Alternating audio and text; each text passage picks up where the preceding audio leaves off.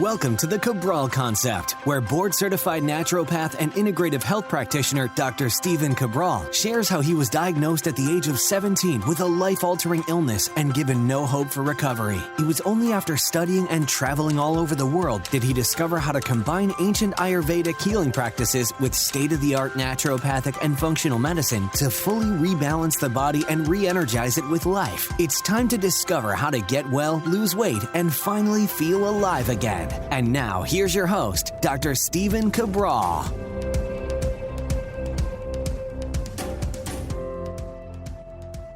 Hey everybody, welcome back to the weekend edition of the show. Today's episode 2305. If you want to follow along with the questions, you can head on over to stephencabral.com/2305 or just stephencabral.com/podcast and check out all the previous shows as well. So I'm opening up the big document, the mega document with all of the questions from the past 6+ years, 5,000 plus questions.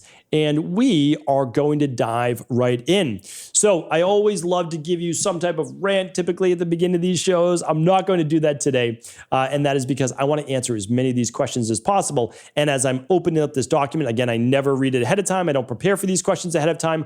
I give you my clinical-based response for having done this for many, many years and seen well over 250,000 people and probably somewhere around 20,000 appointments or so per year that I oversee. So it's a lot. It's amazing. It is my life's work. I truly love it. And I'm just here trying to teach, trying to share what I've seen from what I consider one of the largest research studies that's really been happening. And so we went from a Boston-based practice to now a virtual practice, helping people all over the world. So that is that. I absolutely love what I do. I love being able to take your questions, and let's do that right now. First question is from Jessica. Jessica says, "Hi, I'm a 30-year-old female, overall healthy. I developed a rash when I was about 19 that has been biopsied multiple times. Initially, it showed some generalized inflammation, nothing specific. Most recently, it was concerning for cutaneous T-cell lymphoma. The physician I saw still decided to label it Parapsoriasis because he didn't want to put lymphoma in my chart. Labs have always been normal, show no blood involvement. Treatment options are topical steroids, light therapy. Let's see. There's not much data. I can't find, from a functional medicine perspective, maybe some data to show clustering of cells, which could indicate an environmental trigger. Any suggestion onto what the root cause may be for functional medicine treatments?" Okay, so it's a perfect time as we're using the word treatment. I'm going to give you my disclaimer. I'm not here to provide any medical advice, any medical treatment protocols, any medical treatment cures, or anything medical-based at all. I'm here to provide you with, essentially, a second opinion, another way of looking at these issues from a much more natural-based perspective. So you and I both know, Jessica, that parapsoriasis is just a label that they're putting on you because they don't exactly know yet what to label this. And that's because it's basically in an in-between stage. Could be something, may not be anything. Here's what we need to do. We need to get your body as healthy as humanly possible. That's the truth, right? So what more is there to do if your body's already healthy? There's nothing more to do. Honestly, I want everybody to think about that. It's why I run my Big 5 labs every single year. In the last 2 years, I've actually been running them twice, March and September. So my birthday's in March, September 6 months later. There you go. And the reason is that you always want to be checking hey, what's going on with my body? So Jessica, what I would say to you is let's make sure inflammation levels are balanced. Have you run an omega-3 inflammation test yet? Have you run a hormone test yet? Have you run a candida metabolic and vitamins test for your gut yet? These are all things that I think are great to run. Have you run a minerals and metals test to look for heavy metals?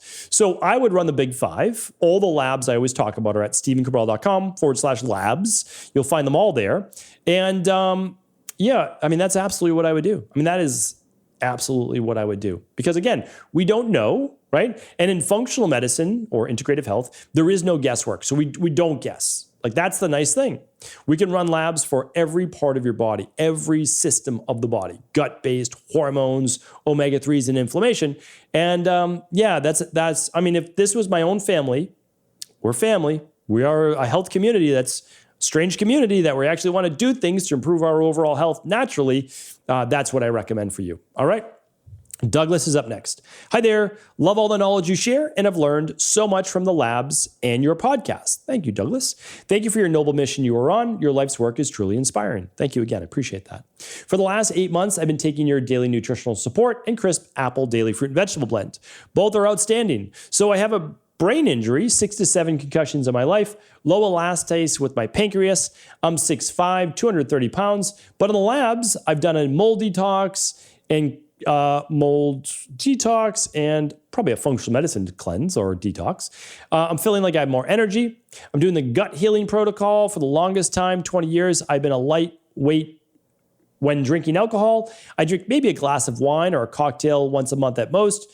I instantly feel sleepy when I have a glass. I can't even drink a whole glass sometimes as I have a sensation it's after midnight and I should be asleep. I do not intend to want to drink more. Should I fix this? Just want to know in case there is something unhealthy with my body, such as missing a key enzyme. What are your thoughts? Thanks, Douglas. Okay.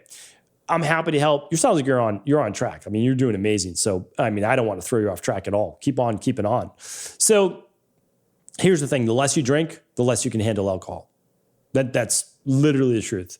Hopefully we all understand like the first experience we ever had with alcohol. For most people, you got maybe a little tipsy after a half a glass, right? The less you drink, the less tolerance you have, the less enzymes you're ready to produce. That's always what I've asked kind of experts in this particular field. Like, hey, why is it that you can drink 12 drinks in a night when you're in college, but you can't, 5 years later, you're not that much older, right? It's like, well, what's going on? Well, you gradually build up a tolerance. You can build up a tolerance to medications. You can build up a tolerance to alcohol.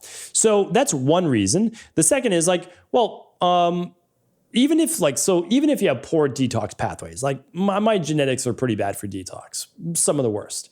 But in college, I could drink a whole lot of alcohol. Now, not so much. Maybe I could drink 3 drinks, right? I haven't drank 3 drinks in, I don't even know how long, years and years and years. 1 drink, though every once in the greatest while, 2 drinks. Like it might happen. I know you can see how exciting I might be to go out and party with, maybe once or twice a year. That I would have 2 drinks, like maybe. Typically, if I have a drink, it's 1 drink. So maybe nothing wrong with you is what I'm trying to say. That's basically what I'm trying to say. So, but we do have the elastase-based issue. My goal is to continue on the protocol you're on right now. That's what I would say to you. And you may simply want to use digestive enzymes with your meals. Daily digestive enzyme, if you're not already, great. And then you may, not forever, but you may want to use a proteolytic enzyme like the chlorophyll upon waking and before bed. So that might be it. And again, not necessarily forever. I think you're doing great. I just don't want to throw you off track. All right, Angie's up next. Hello, Dr. Cabral. Thank you for all you do. You are truly inspiring. Thank you, Angie. I was diagnosed with hypothyroidism after the birth of my son. The same day I gave birth, I had a miscarriage 3.5 years ago, or 3.5 years later, and was diagnosed with essential thrombocythemia. It's an uncommon disorder with no cure, according to my hematologist. I do not have the JAK2 gene mutation, but I do have a less severe gene mutation that somehow became activated. I do not always have these disorders and was curious if you could make any recommendations about getting my body back in balance. I've been seeing a naturopath since I was diagnosed with low thyroid, asked about leaky gut. There were tests we could run, but she wasn't interested in running tests. She told me to do a low FODMAP diet instead. I'm meeting with a functional doctor next week, and I hope she will be more open to running tests. In the past, I've had a food sensitivity test, and I'm sensitive to a huge list of foods. Did a hormone test a few years back as well. My progesterone is low. Testosterone is barely registering. Lately, I've been feeling bloated and gassy, even when following the low FODMAP list. Thanks so much, Angie. All right. So again, I love this industry. Love it, absolutely love it, but not everyone's created equal. Like it's just that's just the way that it is. Like in terms of like how you practice, not everybody is equal. I've seen that too much now. For you to come in to a naturopath with gut issues, diagnosed low thyroid and miscarriage, you're running labs. Like you're just running labs, bottom line. And the reason is you're just wasting time. That's how I look at it. So you've been doing this now for at least 12 weeks, right?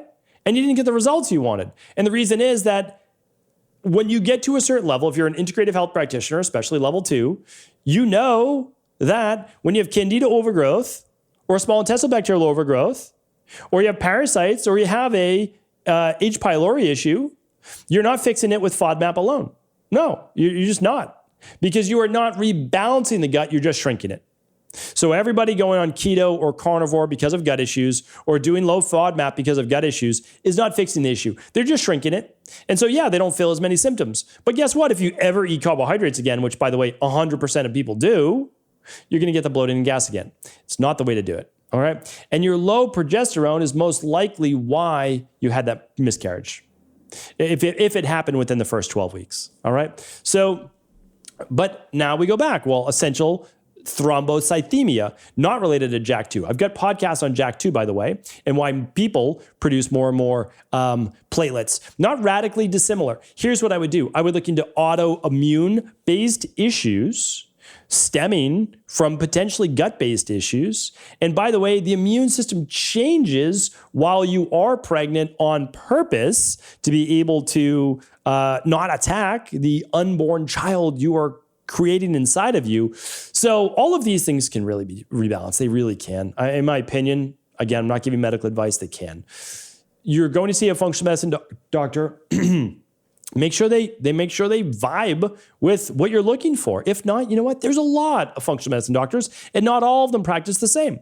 So find a good integrative health practitioner level 2, or work with our EqualLife team, or go and look for another naturopathic doctor that's interested in running labs. So again, you have a lot of options. Don't stop until you get your answers. That's the bottom line. I didn't stop. It took me 3 years to just get a good diagnosis. And then, well, I wish I found the right practitioner earlier, but again, I also wish that I don't. I wish that everything happened exactly how it happened, because now I know so much about this journey, the path that others are on in healing, because it took me a long time to get well. So I wish you the best, Angie. You're going to find your answers. There's no doubt about it. You can find the answers to this, no doubt.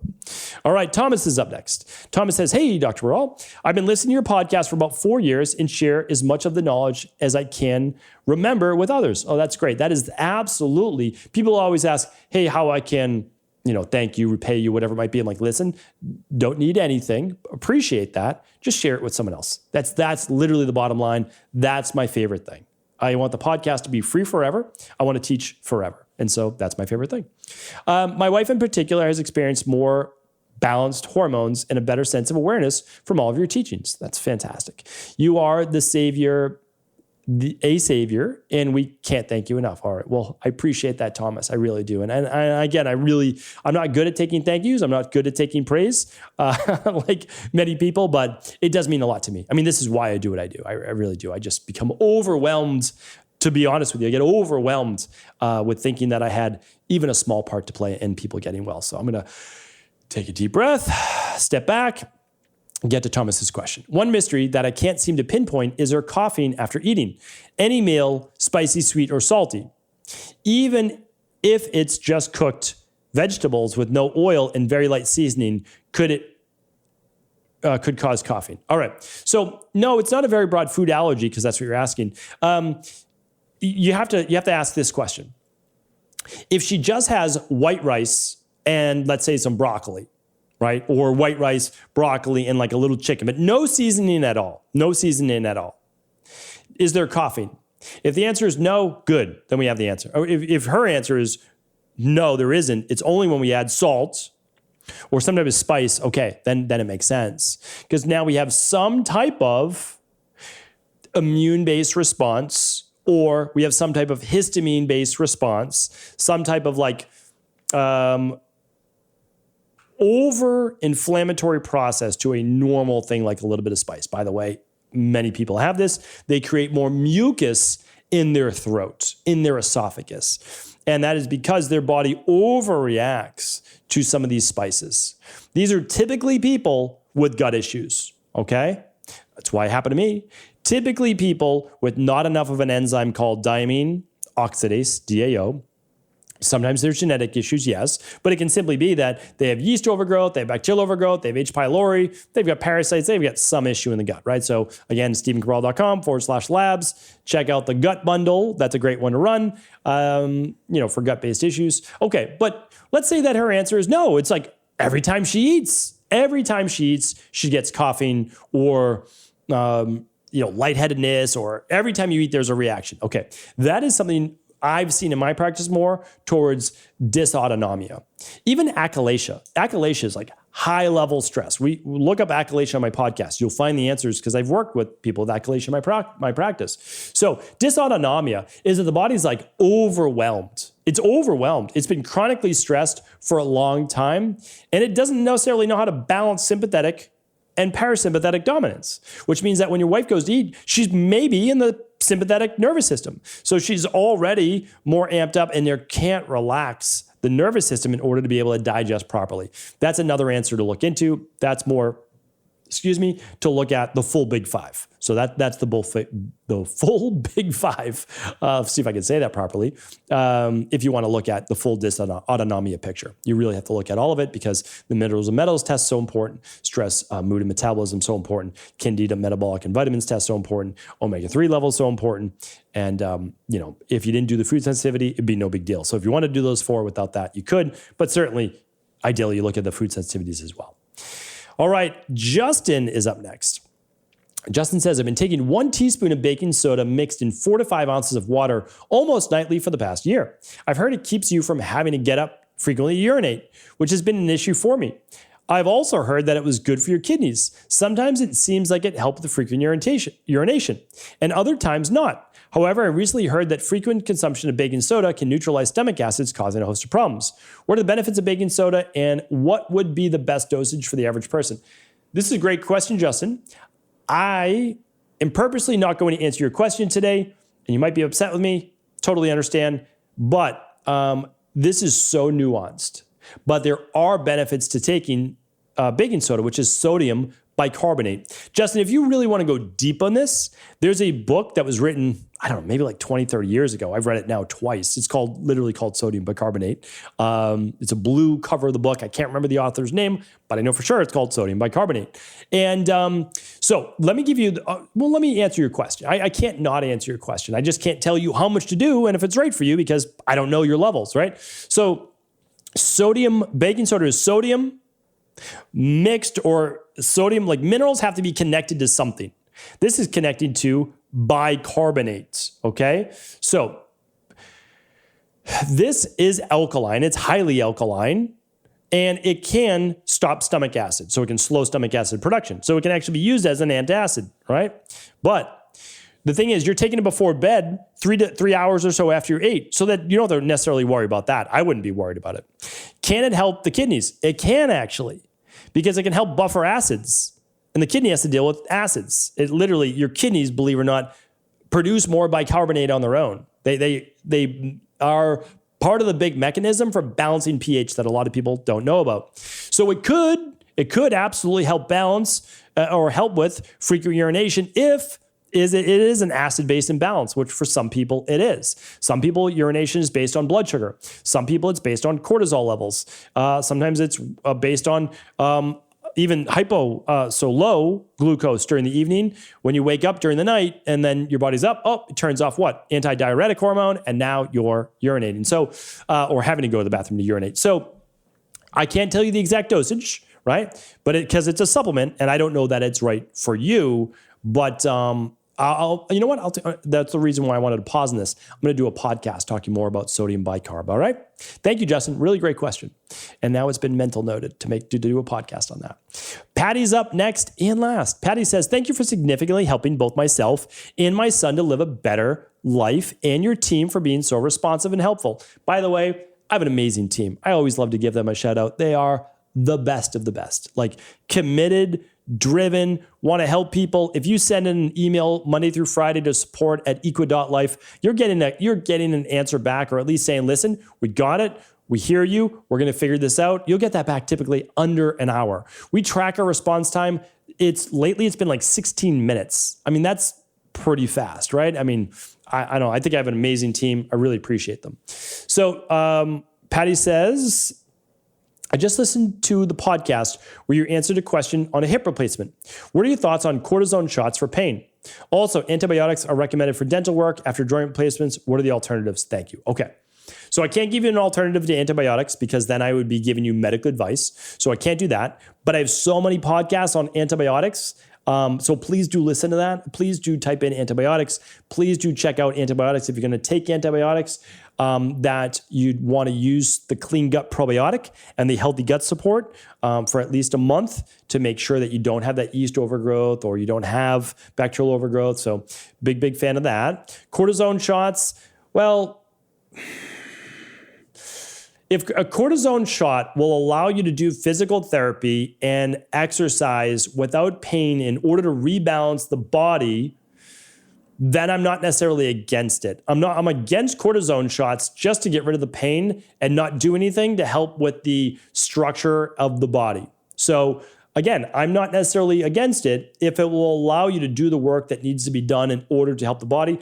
I would much rather start with something like a Inflammasoothe and some omega-3 support and some daily nutritional support, those three at least, to work on balancing healthy levels of inflammation while doing some self-myofascial release or working with a good active release therapist, like a good chiro that does that type of work. That's what I would do for sure. And I have done when I tore my labrum in my shoulder. That's exactly what I did. I used my typical protocol, added in the Inflammasoothe, and then did the work first with a physical therapist that got me a little bit of results, but not enough. Then I did some great work with a chiropractor that's an active release therapist, and we did some really great work in rehab there, and now it feels great. And so I didn't have to do surgery, which was great. Happy about that.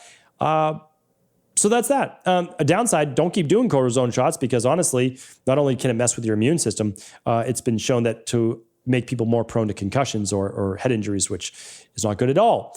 So hopefully this was helpful. Thank you everyone for tuning in. I appreciate you. You know that I do. Thank you so much for your reviews of the show. I love that, of course, being able to read all your reviews. So if you haven't left a review, if you could do so, that would, of course, mean the world to me. But more than anything, I just love you being able to share the knowledge. So thanks so much. Take care. And I'll talk with you tomorrow on our Mindset and Motivation Monday. Ever wonder what the best sauna, blue blockers, sleep trackers, wake lights, salt lamps, or other health gadgets are? Or what about the top non-toxic mattresses, sheets, soaps, bath products, toothpaste, and cookware? Or would you like to know the cleanest choices for hemp parts, meal delivery services, supplements, and much more? I personally curated, researched, and now created a resource page of all of my top picks that continues to grow each week. These are the exact products I use in my own life, with my family, in my private practice, and they're the ones I trust. To find out all of my up-to-date recommendations and all the details, simply head on over to stevencabral.com/resources.